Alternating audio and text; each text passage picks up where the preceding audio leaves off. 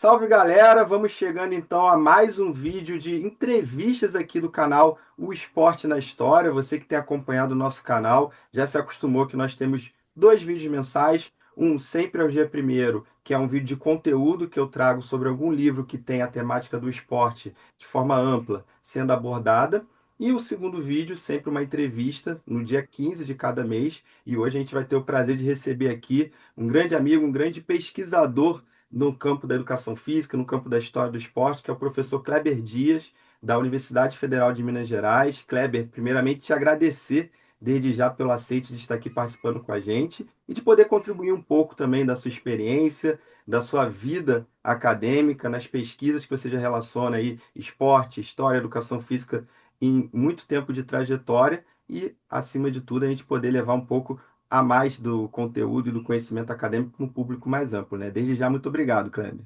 Eu que agradeço, irmão. Edu, prazer conversar com você, com a sua audiência. Eu sou um entusiasta, né, do mundo virtual, da popularização científica. Então, enfim, um prazer estar aqui conversando sobre a história do esporte. Vai ser massa demais.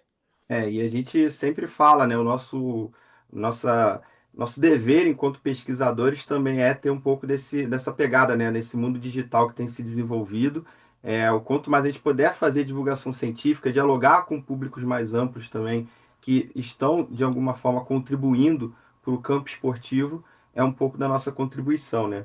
E quando a gente fala aqui do nosso projeto, né, Kleber, eu sempre inicio com uma pesquisa, com uma pergunta que é o entrevistado tentar mostrar como ele se inseriu no campo do esporte como um todo, né? No seu caso, como que o Kleber se apaixonou pelo esporte, pela educação física? O que fez você lá atrás querer fazer educação física enquanto uma formação que viria a ser a sua atuação profissional, né? Da onde entrou? Porque de uma maneira mais ampla a gente pode ver que no nosso nicho de pesquisa, muitas das vezes os pesquisadores têm uma familiaridade, têm ali um laço, às vezes até emocional, sentimental com o objeto, né? Então, o que que fez o Kleber Dias entrar na educação física e no esporte, né? É legal refletir sobre isso, porque eu acho que a minha trajetória ela não vai escapar do que marca a trajetória de muitas pessoas que se tornam profissionais do esporte, né? Eu comecei a praticar esporte de maneira regular quando criança, lutas, né? Primeiro eu fiz karatê, depois eu fui para o judô, fiquei muitos anos, né? Fiz mais de 10 anos de judô. Foi o esporte que eu mais pratiquei, fiz um pouco de natação nesse meio tempo também, junto, né? Paralelo ao judô. E naquele momento ali, no final da adolescência, início da vida adulta, em que você tem que se decidir o que fazer, eu estava em busca de um caminho, né? E bastante desorientado, sem saber, sem maturidade para fazer escolhas. A minha família, aquela família, né, de classe popular, em que nunca tinha tido nenhum filho que tinha ido para o curso superior. Enfim, a minha família não tinha recursos, repertório para me orientar com relação a isso. Sim, Então, de uma maneira bastante intuitiva, eu fui meio que seguindo assim essa ideia de tentar transformar aquela paixão que era o esporte que eu vivia, né, que eu adorava viver naquele ambiente de competições de judô, de treinamentos, né, de campeonatos, enfim, aquilo tudo me fascinava. E quando eu descobri que aquilo poderia ser uma profissão, eu imaginei que seria ótimo poder passar a vida fazendo aquilo que eu amava. Né? Então, ou seja, a maioria das pessoas que procura, né, trabalhar com esporte é sempre movido pela paixão muito mais do que pela ambição. Né? com certeza. Então, foi esse o meu caso, né? Eu estava ali apaixonado, querendo viver aquilo e tudo, e aí fui fazer educação física, né? E foi muito bom, não me arrependo, né? Eu fiz, até antes de fazer faculdade de educação física, eu formei numa faculdade privada do Rio, a Universidade de Castelo Branco, e o colégio de aplicação dessa universidade tinha na época, eu acho que ainda tem, um curso técnico de ensino médio, técnico em desporto. Então, já no ensino médio, eu já estava profissionalmente envolvido. Então, por volta dos 16 anos, eu já atuava até, inclusive, trabalhando em coluna de férias, fazendo Sim. recreação em escolas, né? Então, ou seja, desde então, eu nunca mais saí. Fiz graduação em educação física, depois eu fiz uma especialização, fiz mestrado em história, fiz doutorado em educação física e atualmente trabalho num departamento de educação física aqui da Universidade Federal de Minas Gerais, né? Não, bacana, cara. Bom, e é legal ver você contando a sua trajetória, né? Que não escapa, né? Como a gente destacou, né? Desse laço que normalmente os pesquisadores do campo têm com o esporte, com a prática corporal, num primeiro momento, como um direcionamento, né, nessa escolha, quando chega nesse momento decisivo da escolha profissional ali no fim da adolescência, início da fase adulta, que se requer pensar algo que você, caramba, eu tenho que pensar algo que vai ser pro resto da minha vida, que eu vou atuar profissionalmente, e muitas das vezes, eu que também atuo como professor de educação básica, sei o quanto as mentes dos adolescentes nem sempre estão preparadas para esse momento, né? E ter algo que você já tem afinidade facilita o caminho. E como você bem destacou, né, você foi, no decorrer da sua trajetória, notadamente no mestrado, dialogando com outros campos, né? Tive o prazer, na última década, de estar atuando no Laboratório de História do Esporte e do Lazer da UFRJ, onde você também esteve durante um bom tempo antes de sair do Rio, né? E lá você, como você destacou, você fez o mestrado em História, foi fazer o doutorado em Educação Física na Unicamp, mas também dialogando com pesquisas que iam para o campo da história do esporte.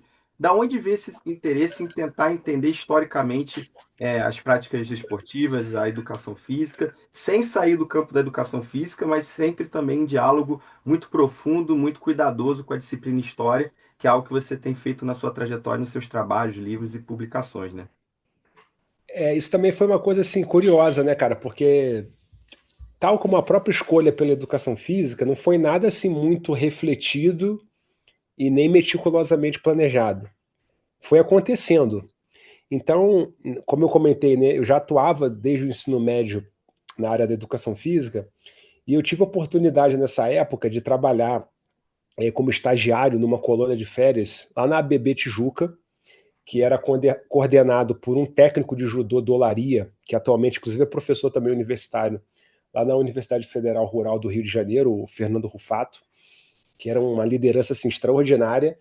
E havia um grupo de professores de educação física que atuavam como professores e recreadores dessa coluna de férias, que eles eram assim fantásticos, eram profissionais fora de série.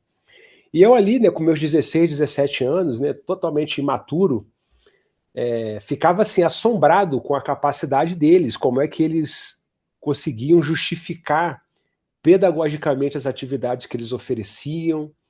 Aquilo foi uma escola de formação para mim assim extraordinário. E um desses professores em particular, ele sempre fazia referência a livros. Né? Ele sempre justificava as práticas dele baseado em algum livro, dizendo: olha, tem esse livro aqui de psicomotricidade, tem aquele outro livro lá de psicologia do desenvolvimento, tem aquele outro livro de sociologia da educação. E eu fui me fascinando por aquilo, né? Querendo ser como ele, na verdade. Né? Eu queria ter o conhecimento que ele tinha, eu queria ser um professor igual ele era. E fui me interessando por esse assunto de uma maneira assim desorganizada, né, meio autodidaticamente, comprando alguns livros, fazendo alguns cursos de extensão que apareciam, editoras, né, que vendiam esses livros ofereciam alguns cursos com o propósito até de divulgar os livros para a gente comprar. Eu comprava, né, funcionava bem para mim o marketing deles, mas foi muito bom porque isso me abriu essa perspectiva do campo das ciências humanas, no campo da educação física. Né? Então, quando eu ingressei na faculdade, na graduação em educação física, eu já tinha essa predileção pelo campo das ciências humanas. E eu passei a faculdade inteira me dedicando a isso, lendo coisas da sociologia, da antropologia, da filosofia, mas sempre de maneira muito desorganizada, né? Assim, por conta própria, isso não fazia parte da programação Sim. de disciplinas, de estudos. De certo modo, eu era assim, um peixe fora d'água no ambiente ali que eu estava. Até que no último semestre da faculdade, eu conheci um professor, o Edmundo Drummond, que é professor atualmente aposentado da Federal Fluminense, e que também dava aula para essa faculdade, e ele me convidou a participar de um grupo de pesquisa lá na UFRJ. Ele percebeu ali que eu tinha esse interesse, né? Ele ficou até surpreso com as coisas que eu já tinha lido. Eu já tinha lido, porra, a Dialética do Esclarecimento do Adorno, né? Que era uma coisa assim totalmente Tava fora do longe, né? contexto, totalmente longe ali da coisa. Então ele achou aquilo curioso, né? E ele falou: cara, eu acho que eu conheço um grupo que vai te interessar, eu acho que você vai se identificar. Aparece lá, segunda-feira à tarde, tem uma reunião, se você puder, aparece lá. E eu podia, eu fui. Né? E foi ali que eu conheci o Vitor. Era um grupo de pesquisa sobre lazer, animação cultural e estudos culturais. Mas o Vitor já era um pesquisador da área da história do esporte, né? Mas ele também tinha essa frente de atuação nesse campo dos estudos culturais, dos estudos do lazer.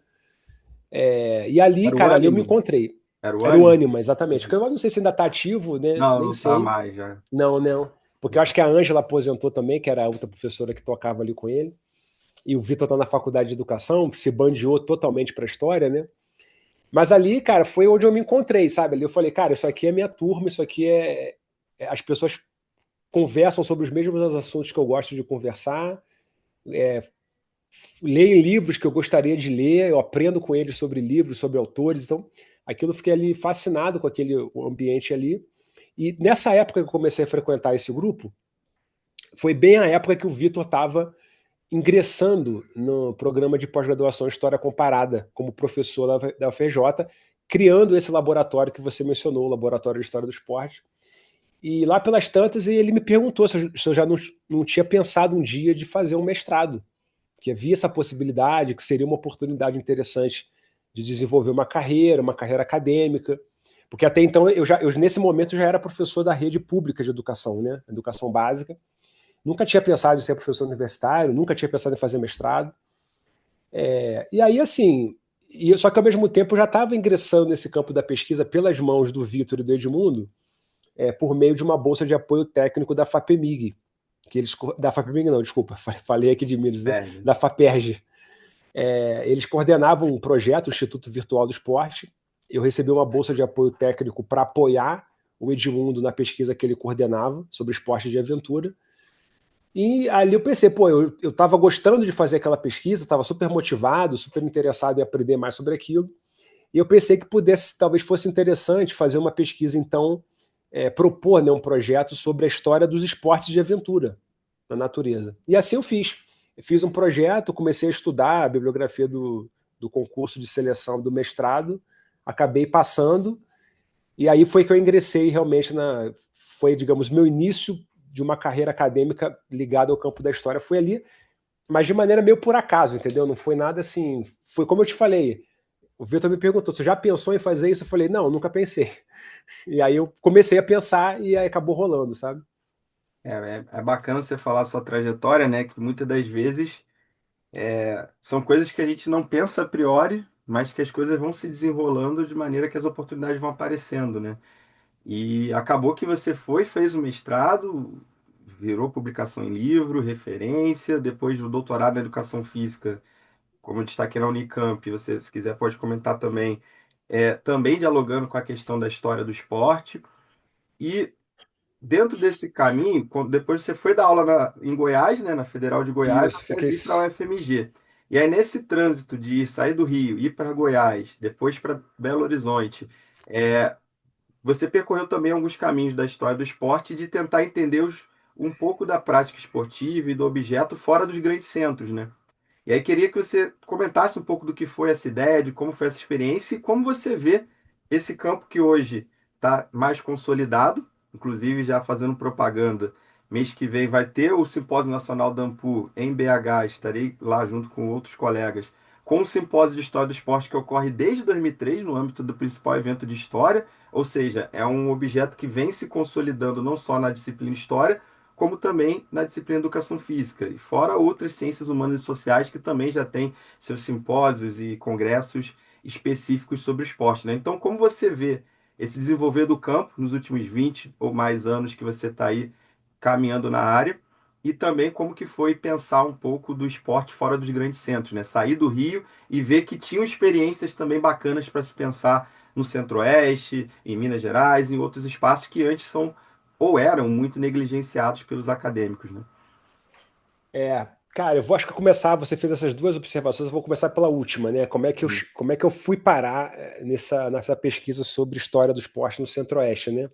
No doutorado, o meu projeto de tese, a minha tese, na verdade, foi sobre a história do lazer na natureza no Rio de Janeiro, entre o final do século XVIII e o meado do século XIX. Por quê? Na discussão sobre esporte de aventura, havia um debate de que esse tipo de modalidade esportiva era uma modalidade nova. Inclusive, alguns autores que estudavam esse assunto propunham que nem sequer devia chamar essas modalidades de esportes, tal a característica tão disruptiva que elas teriam com relação à prática esportiva. Só que isso, eu que estava estudando o campo da história, essas modalidades, né, do ponto de vista histórico, me parecia muito estranho, porque eu sabia que o alpinismo, por exemplo, era uma modalidade desde o século XIX. Então, enfim, que havia um histórico, né? Então me parecia que havia uma desinformação histórica com relação a essas modalidades que levava a conclusões equivocadas com relação à compreensão dos esportes de aventura nos dias de hoje, né? Então, provocado por isso, eu tentei me desafiar a pensar o quão longe eu poderia chegar com relação a esse tipo de lazer na natureza, o uso do espaço da natureza como um elemento de lazer, né? E aí, então, eu fiz uma tese de doutorado sobre isso, também foi publicada em livro, lá pela editora da Universidade Federal de Goiás. Chama Epopeias em Dias de Prazer, o livro, né? Que é uma passagem Os de dois um... estão por aqui. Eu teria que só localizar, mas tanto do mestrado como da tese estão aqui. E aí, próximo do fim do doutorado, abriu um concurso na Universidade Federal de Goiás para pessoas que tinham mestrado.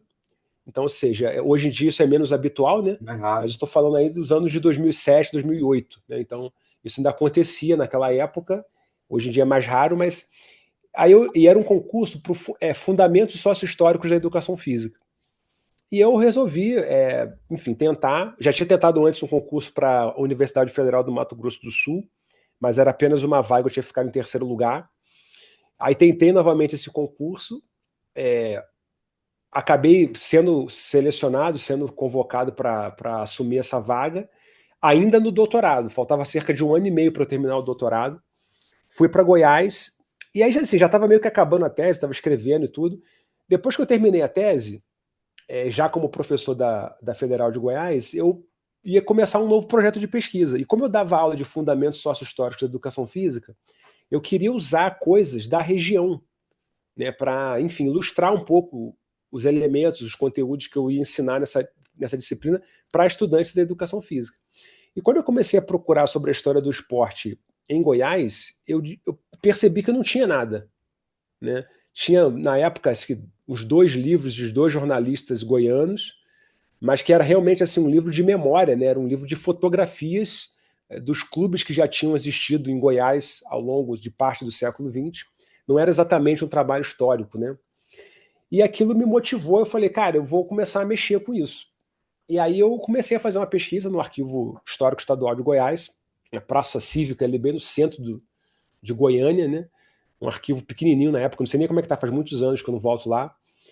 E passei por muito tempo lá, cara. Na época não tinha nada de hemeroteca, não tinha, era outro A mundo, mão né, na cara? massa mesmo. Era mão na massa, A era jornal galera de hoje antigo. não tem ideia, a galera Tem da nem ideia, não tem biblioteca nem não tem ideia. ideia do que era. Né?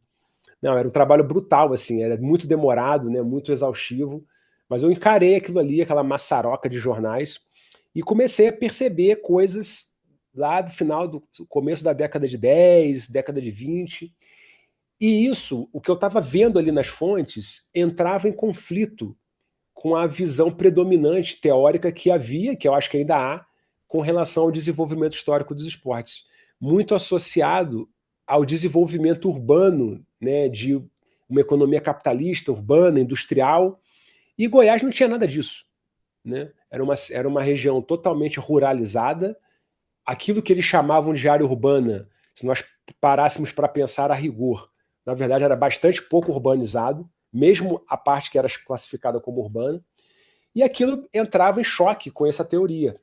E eu então comecei a me aprofundar, levantei muitíssima informação sobre isso, passei uns 3 ou 4 anos assim fazendo um trabalho de arquivo que é até difícil de fazer na pós-graduação, né, porque os prazos são mais exíguos, Mas e ali eu já tinha terminado minha tese de doutorado, já não tinha tantos prazos assim para cumprir, eu pude me divertir com calma ali naqueles arquivos, viajei para o Mato Grosso, enfim, me diverti bastante nesse período, assim, fazendo muita pesquisa com calma, com tranquilidade. E aí, assim, foi daí que surgiu essa pesquisa, essa inquietação, né?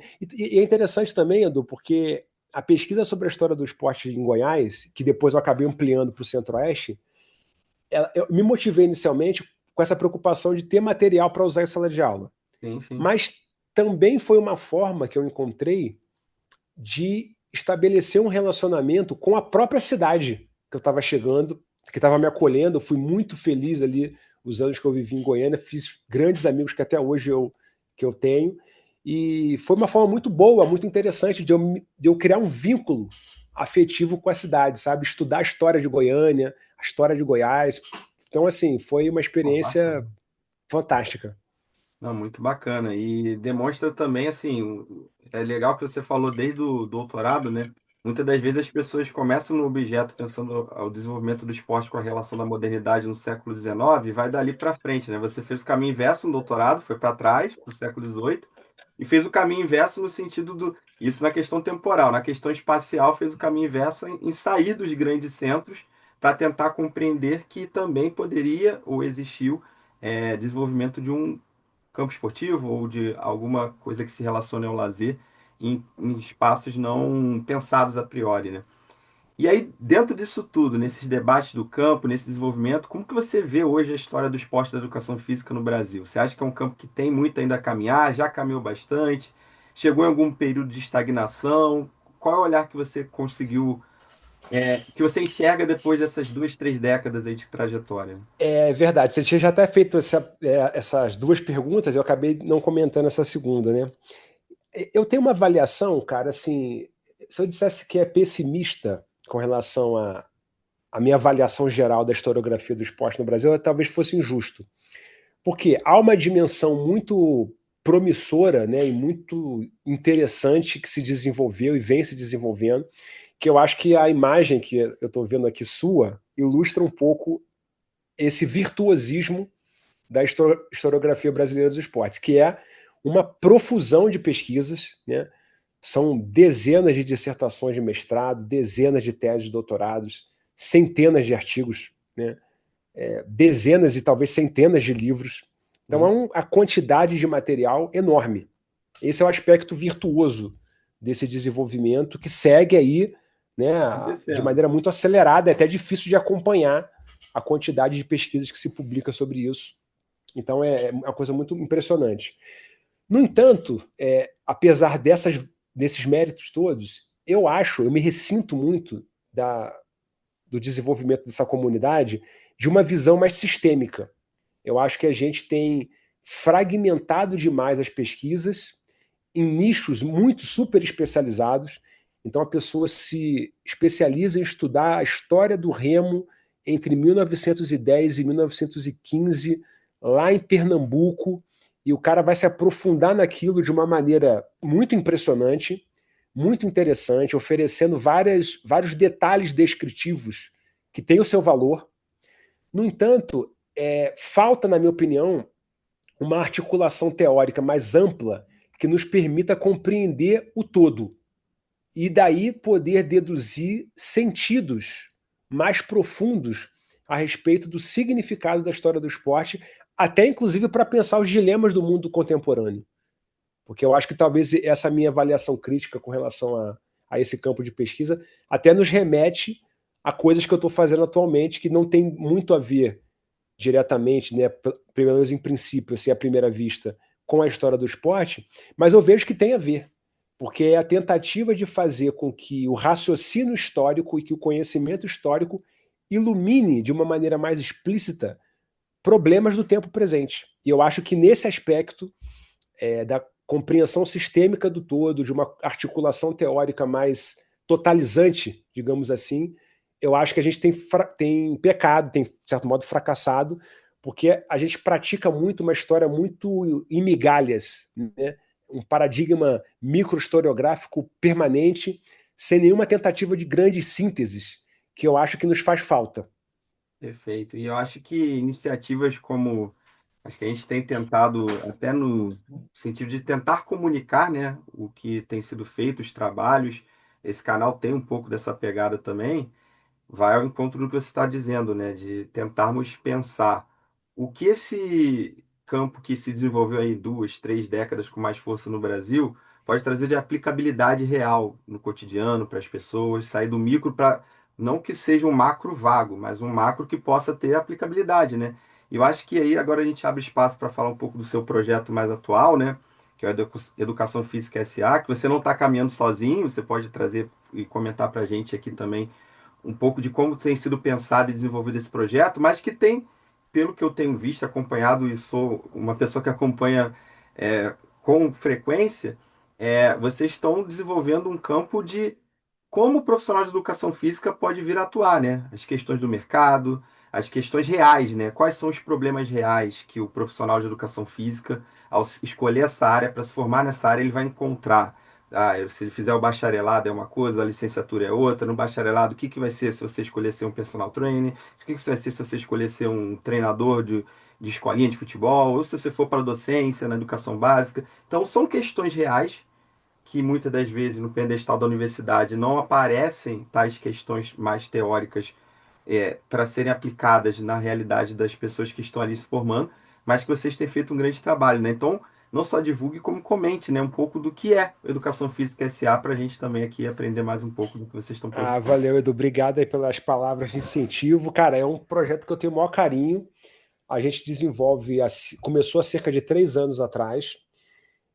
Inicialmente eu e um amigo meu, o André Schettino, que não por acaso é Uma também trajetória parecida, né? do historiador do esporte também, graduado em Educação Física, foi da minha turma de mestrado aí na UFRJ, no Sim. campo da História Comparada. Depois fez o doutorado na História aqui da UFMG, estudando a história do consumo esportivo em Belo Horizonte na década de 40, uma tese de doutorado muito, muito interessante, por sinal. O livro dele no mestrado, né, sobre ciclismo, pedalando na modernidade, é uma referência sobre a história do ciclismo no Brasil.